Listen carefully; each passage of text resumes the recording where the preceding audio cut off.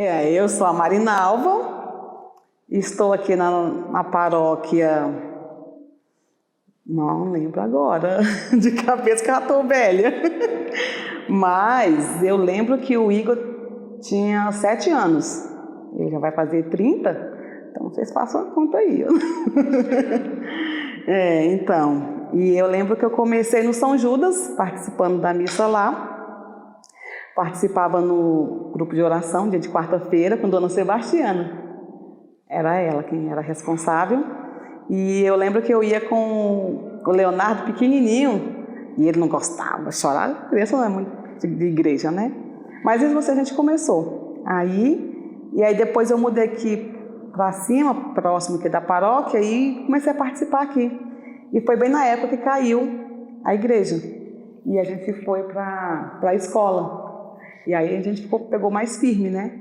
Porque aí você via a necessidade de ajudar. Né? Tinha que ajudar, não tinha como não ajudar. Então eu comecei a ajudar o Padre Carlos. E na época ele pedia para a gente pegar as garrafas PET. E aí eu comecei a sair na rua com um saco preto juntando garrafa PET e trazia aqui para a igreja. E aí a gente ia amassar as garrafas, fazer, encher os sacos e tudo. E aí o Padre Carlos dizia que eu fazia isso quase todo dia, então eu dizia que eu não tinha muito o que fazer, né? Aí começou pedindo para eu ficar na secretaria, enquanto ele ia nas outras igrejas que estavam em construção também, começando também. E aí eu comecei a ficar. E aí comecei a ficar à tarde, aí depois fiquei de manhã, e fiquei à tarde, e aí foi indo, fui ficando. Porque quando você começa, você vai vendo o tanto de coisa que tem para fazer. Então, quando você se vê, você já está aqui, envolta em todas as pastorais, né? Hoje, eu sou da pastoral do dízimo, da novena, qual é mais? Da caridade, que a gente ajuda também, e da pastoral da família, né? Familiar também, que a gente parou um pouco por conta da pandemia, do encontro de casais. E eu acredito que só. Eu comecei...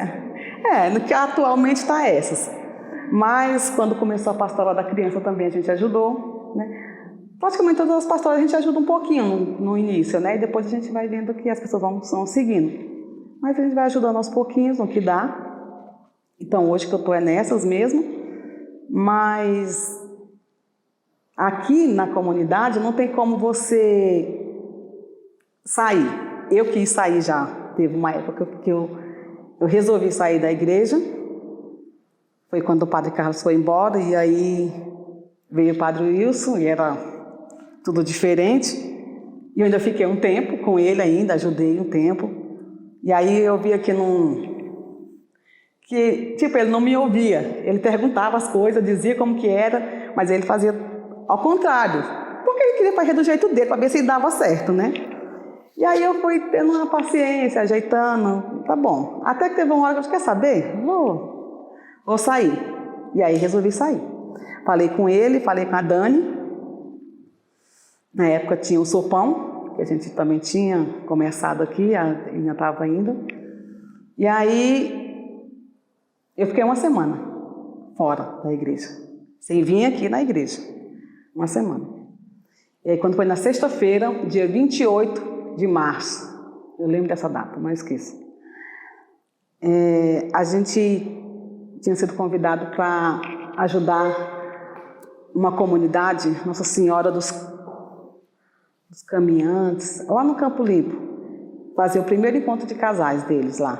Então a gente foi convidado para apadrinhar e a gente foi para lá. A gente iria para lá nessa sexta-feira à noite.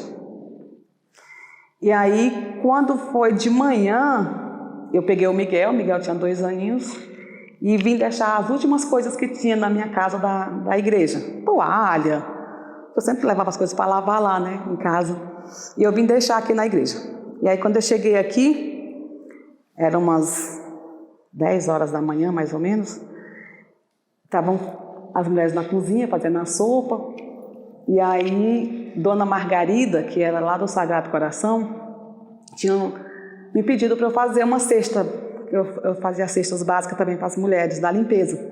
e ela me pediu para eu fazer uma cesta, porque ela teria que fazer uns bolos, salgados lá para o Sagrado, para vender, né? Então eu entrei para fazer essa cesta, não demorei 4 minutos. Fiz a cesta, no que eu saí, o Miguel tinha sumido. E nisso, Elza estava cuidando dele, que ele estava correndo aqui com as crianças, porque as pessoas queriam pegar a cesta. Todo mundo conhecia ele, desde bebezinho aqui, 2 anos. E ele sumiu.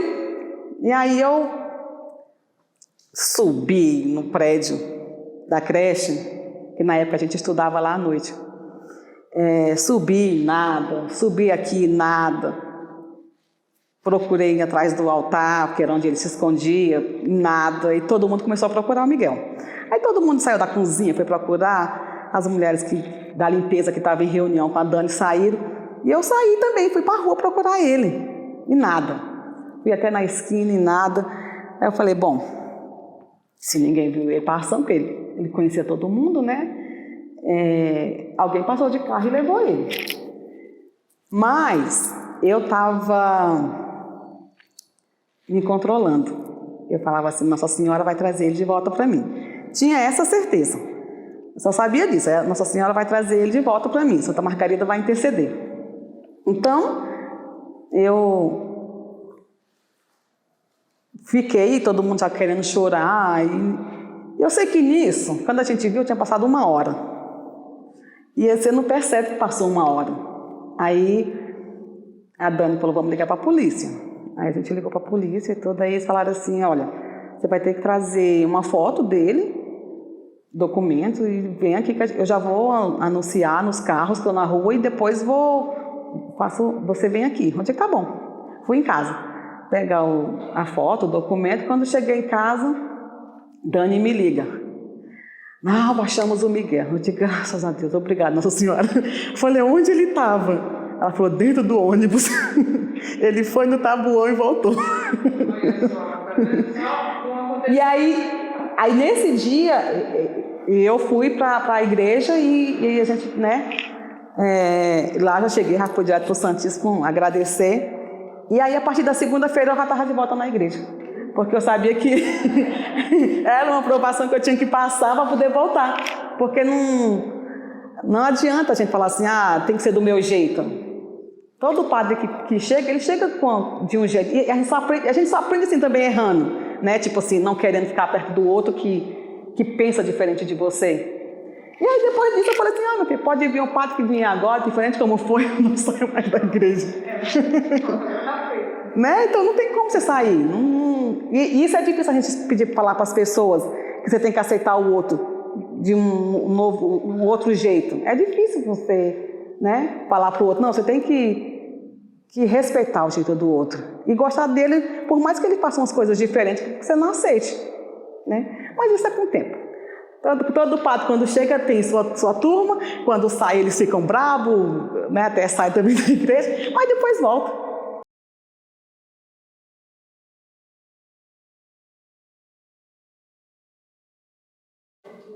Então, na época do Padre Wilson que surgiu o Cerco de Jericó. Na época do Padre Wilson, do Padre Carlos, ele convidava um rapaz, se eu não me engano, o nome dele era Márcio. Esse rapaz, ele tinha uma forma de falar do Evangelho contando histórias, sabe? Era bem interessante. E aí o padre às vezes chamava ele para falar, né?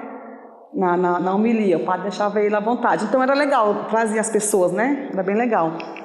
E aí na época do Padre Wilson foi que começou a surgir o Cerco de Jericó. Eu lembro que quando começou, eu não entendia, né? Então assim, eu ficava assim. E aí eu via as pessoas caindo, eu digo, nossa senhora, isso é certo, isso é errado? E eu digo, se eu vou cair também? Mas nunca caí. E aí depois eu só vim entender também quando eu participei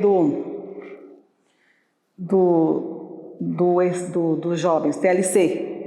No TLC também eu vi, né, que as pessoas repousavam no Espírito e tudo e tinham que deixar, né. Então, aí eu fui entendendo mais, né. E aí o padre, na época, o padre Wilson pediu para eu interceder. Eu tinha que estar rezando o texto, né. Eu digo, e ele pediu para mim ir pro Souza, você se vê lá no fundo, fica rezando o texto. Eu digo, tá bom. Menino, eu lembro que no final, tanto eu como o Souza falou assim, eu não vou mais fazer isso.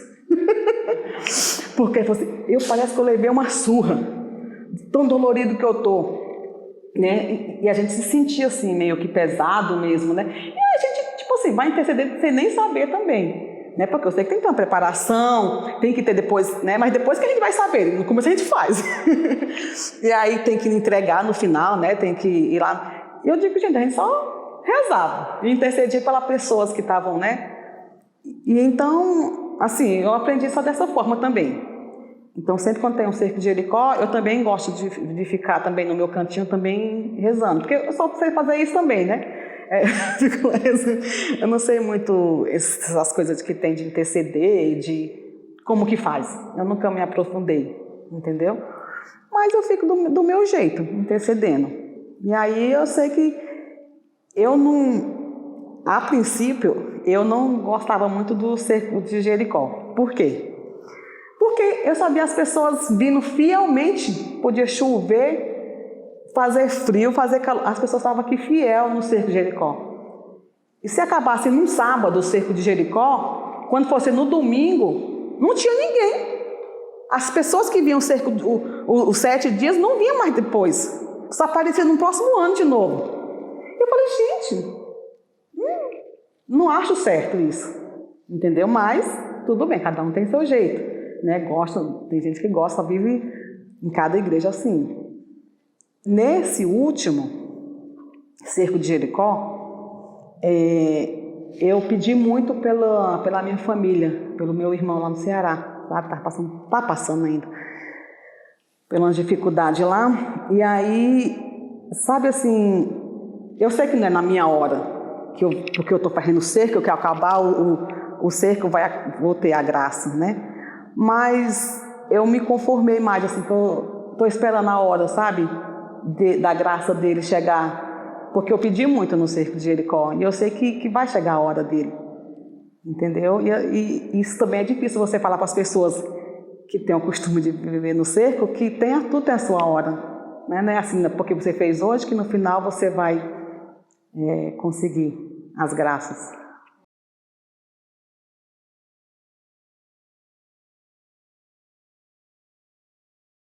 O que mais marcou, eu acredito que foi as orações dos padres que vinham, né, padres de fora, e aí louvavam muito, e fazer com que as pessoas realmente repousassem no Espírito, entendeu? E não interessava a hora que acabasse.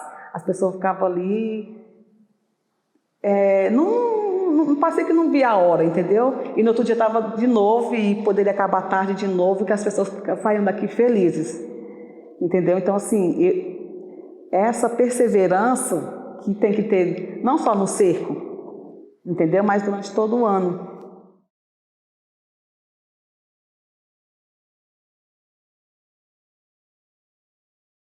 A comunidade era carente de tudo. Ninguém era, maioria, não era batizado. Os que eram batizados eram na igreja brasileira e tiveram que ser batizados de novo, né? A maioria não era casados, não tinha sacramento. Eu mesmo casei depois do encontro de casais. Porque a gente tinha formação, tanto no encontro de casais, quanto nas catequeses. Porque as catequeses de adulto, quem dava era o Padre Carlos. Entendeu? Primeira comunhão, crisma, tudo de adulto, quem dava era ele. Então, assim, a gente ia entendendo, não só na catequese, quanto na missa também. Porque a missa também é uma catequese que a gente vai aprendendo, tanto nas quintas-feiras, né, que é a missa de quinta-feira que ninguém faltava, e no domingo. Domingo, então, era sagrado. Então, a gente ia aprendendo. Então, quando chegou o cerco, bem que a gente já estava se preparando por coisas novas. Porque até então você aprende as coisas quando você é criança, da Bíblia, das coisas de Deus, e fica aquela tradição. Só que quando você vai viver, pôr na prática, o que está lá na Bíblia, o que você está vivendo hoje, é diferente, né? Então, aí você vai entendendo mais. Então, o cerco de Jericó, conforme o padre falava que tinha na Bíblia, e aí então você queria viver aquilo. Então as pessoas iam com muita fé, e até hoje vem também. Exatamente, porque aí vinha, sabe, porque antes de chegar ao cerco tem a história, tem falando na Bíblia, tá tudo direitinho, E aí as pessoas vêm e crê muito, então assim, eu acredito que com o cerco de Jericó, pela oração, e por você ver também os testemunhos, tanto dos padres quanto bem que dão testemunho deles e de outras pessoas, faz com que você acredite que o que você pede, o que você precisa, vai acontecer. E o que você pode se tornar. Igual assim, a gente pensa assim, o que Santa Margarida viveu ao lado do Sagrado Coração de Jesus. Tudo na oração, né? Então assim, por mais que você não tenha o dom da palavra, não saiba falar em línguas, que muita gente acha que porque não sabe rezar em línguas também, né, é menos. Mas o seu simples mesmo, sabe? O seu falar com Deus intimamente faz com que você se sinta mais forte. E aí sim você pode enfrentar qualquer dificuldade que acontece no dia a dia na nossa vida. Então, assim, essas almas, eu acredito que com o tempo, né? Tudo é o tempo. Mas com a forma a sua oração, a cada cerco de Jericó, a cada testemunho dos irmãos, faz com que você vá também ficando mais forte, sabe? Por mais que você se ache fraco, se ache simples, que não tem essa intimidade com Deus. Entendeu? Acho que aí, conforme você vai ouvindo a palavra, vai vendo os testemunhos, você vai melhorando também e acreditando cada vez mais. Então, eu acredito sim também. O cerco de Jericó faz com que, no caso, que as famílias venham. Geralmente vem só um, ou a mãe, ou o pai, ou só o filho. Mas esse que vem, tá pedindo por eles que estão ficando em casa. E por mais que eles não venham, aquele que está aqui pedindo por ele vai fazer com que ele volte e faça a diferença. E aí no próximo ano já vem mais um, ou até mesmo no mesmo cerco de Jericó. Vem um no começo, depois vai vindo o restante, né? Ou um ou dois. E mesmo os que não vêm, eu acho que você tem que perseverar, entendeu? Tá sempre em intenção. Por mais que ele não esteja aqui, sua família todinha presente, você está ali pedindo por eles, para um dia estar. E isso faz com que as suas atitudes em casa, os outros vejam. E aí sim volta, entendeu? Né? Então vai voltando, exatamente. Então eu acredito. Então a gente vai aos pouquinhos, mas o que importa é a nossa oração, que está no coração, entendeu?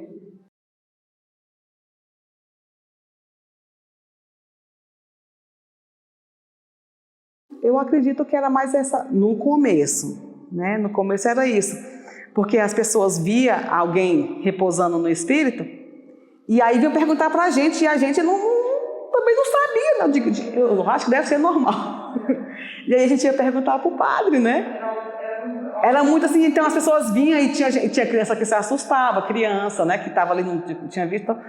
Então assim, então a gente teria que, tudo aos poucos a gente vai aprendendo, né? Hoje a gente já está mais sossegado, né? Então acho que a dificuldade era só essa mesmo, a gente ter que explicar uma coisa que a gente não sabia.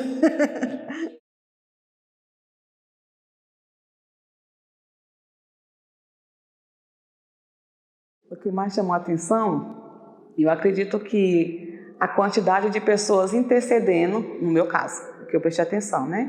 As pessoas intercedendo mais, as pessoas cuidando das pessoas que repousavam, né? Então tinha sempre uma oração. O carisma de cada padre que vem, que toca cada um, entendeu? Que seja o que gosta de louvar mais, o que não gosta tanto, mas cada um vai tocar os nossos irmãos naquele dia, entendeu? Que na verdade é o próprio Espírito Santo que está intercedendo e tocando cada um, né? Que tipo assim, uma coisa que a gente não era acostumado quando começou, né, a nossa paróquia, agora já é tipo assim, é uma tradição, né? Como é uma tradição todo ano ter o cerco de Jericó, né? Então tudo isso faz com que a pessoa, tá vendo? Cada um tem seu cerco, né, de Jericó, que fala assim, isso aqui para mim foi inesquecível. Então começar e terminar é uma forma de agradecer todas as graças, né? Assim como Santa Margarida, né, tem suas 12 promessas que Jesus fez a ela. Então que a gente também possa também com o cerco de Jericó, os 7 dias, de fervor, de agradecer, de pedir, sabe? Ter esse compromisso todo ano. A gente está junto. E aí cada vez a gente vai aprendendo mais, né? Você vê quando a gente começou e agora. Então a gente vai cada vez melhorando mais e trazendo mais pessoas para conhecer. Tem muita gente que não conhece também o Cerco de Jericó. Porque antes era só o padre que chamava os outros padres que vinham e falava um pouco do Cerco de Jericó, da Bíblia, como que era. Geralmente todos falavam e aí a gente ia entendendo, né? Hoje em dia você vê que eles nem falam mais tanto, porque a gente já sabe, né? Então, assim, mas aí cada um vem contando a sua história. E naquele dia, cada um vai tocar o coração de alguém ali, né?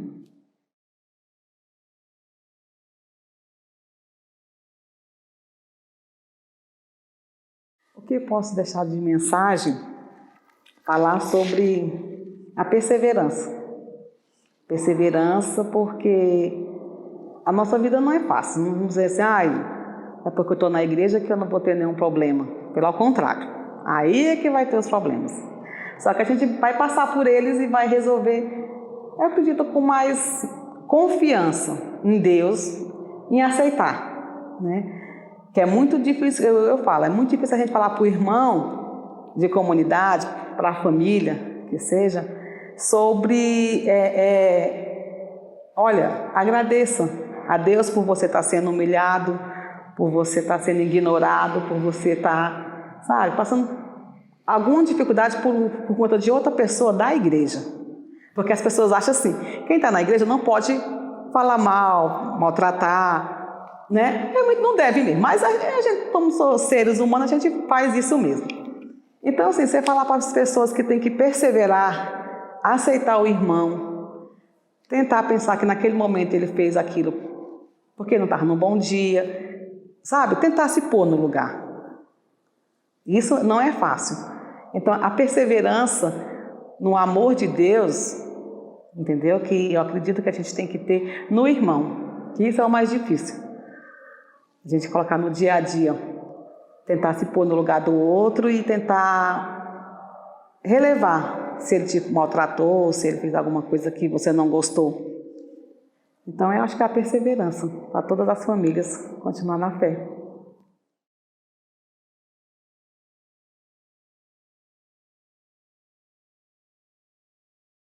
Aos 25 anos é só de alegria, né? De saber assim que a gente passou por tanta dificuldade e a gente conseguiu. Eu lembro que quando o Padre Carlos teve um ano que ele viajou, que ele demorava 2 anos para viajar, para tirar férias, teve um ano, nesse ano que ele foi, a gente, as mulheres da comunidade, fizemos um bazar, a gente ganhou muito dinheiro, fizemos festa, e aí a gente bateu um pedacinho da laje do salão lá de baixo. Tem as divisórias, não sei se dá para vocês verem, tem umas divisórias na laje. E aí a gente falou assim, nossa, a gente conseguiu bater essa laje sem o Padre Carlos. Tipo assim, foi só nós, né, que a gente conseguiu pagar as coisas. Então, assim, cada bolo, cada refrigerante que cada família, sabe, doa, cada pedaço de queijo que a gente tinha que ralar para fazer pastel, cada um dá esse pouquinho. Então, a gente sabe que essa comunidade desse tamanho, não só essa, como as outras comunidades, tudo tem o nosso suorzinho lá, sabe? O nosso trabalho. Isso é muito gratificante. A gente poder hoje falar para os nossos filhos, falar para os nossos netos, né? Que, olha, eu ajudei a construir aqui. Eu lembro quando tinha esse buraco aqui que a gente construiu, a viga, como que foi. Então, isso é muito gratificante. É uma história, assim, que a gente vai passar, e como agora a gente está fazendo ainda mais agora em vídeo, vai ficar, né? Vai ficar para as próximas gerações. Então, assim, é muito gratificante a gente agradecer a Deus e saber que Jesus está sempre à frente, né? A cada coluna no altar tem uma imagem, uma medalha, sabe? Que foi enterrada ali, feita a oração. E eu, graças a Deus, eu participei de algumas. Com o Padre Carlos, tive a honra. E saber o prédio que se formou, não só o prédio físico, né, mas com pessoas que hoje estão também dando, né, o seu melhor, né, cuidando, zelando, assim como os padres também que estão chegando e também continua, né, Então, assim, é muito gratificante a gente saber que a gente fez parte da comunidade desde o início e né, continuamos aqui ainda, né? Até a hora que Deus quiser. É muito bom mesmo.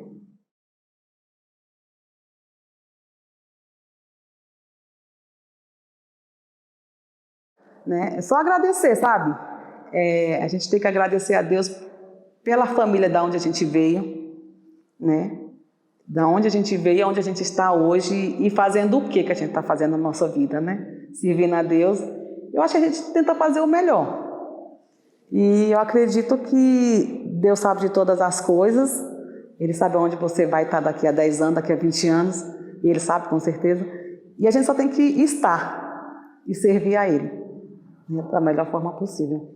Então eu tenho a agradecer a Santa Margarida por ter me acolhido, né? Eu cheguei aqui também, não sabia nada de igreja, nada. Aprendi tudo aqui, tudo que eu sei aprendi aqui. Então só tenho que agradecer. Agradecer a Deus por essa oportunidade.